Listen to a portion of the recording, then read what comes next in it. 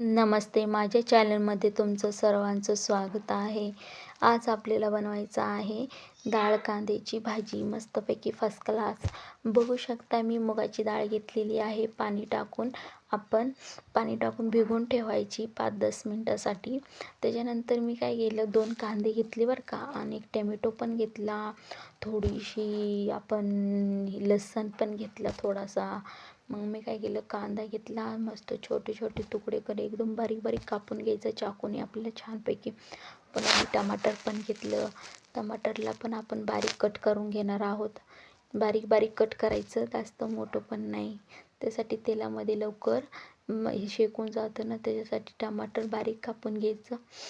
त्यासाठी आज माझ्या चॅनलला सबस्क्राईब करायचं विसरू नका. नक्की लाईक करा बरं का, कमेंट बी छानपैकी करा.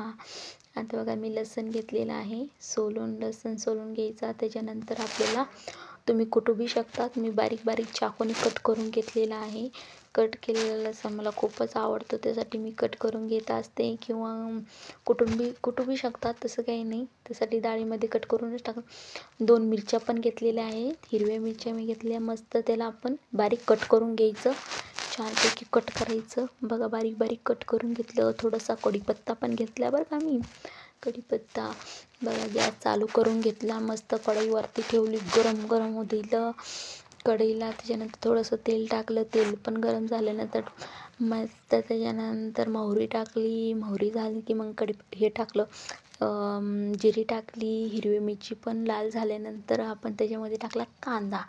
कांद्याला पण व्यवस्थित हलवून घ्यायचं, एकदम मिक्स करून टाकायचं. मस्त लालसर झाले की आपला कढीपत्ता त्याच्यामध्ये टाकून घ्यायचा आपल्याला छानपैकी.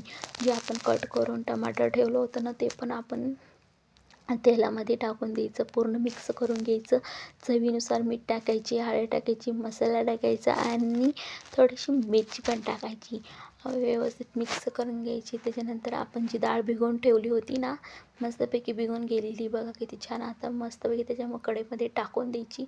मस्त मसाला आपला झाला, मस्त मिक्स करून घ्यायचं छानपैकी. मिक्स करून घेतले की आपल्या त्यात 1 ग्लास पाणी ओतून घ्यायचं, व्यवस्थित आपण हलवून घ्यायचं.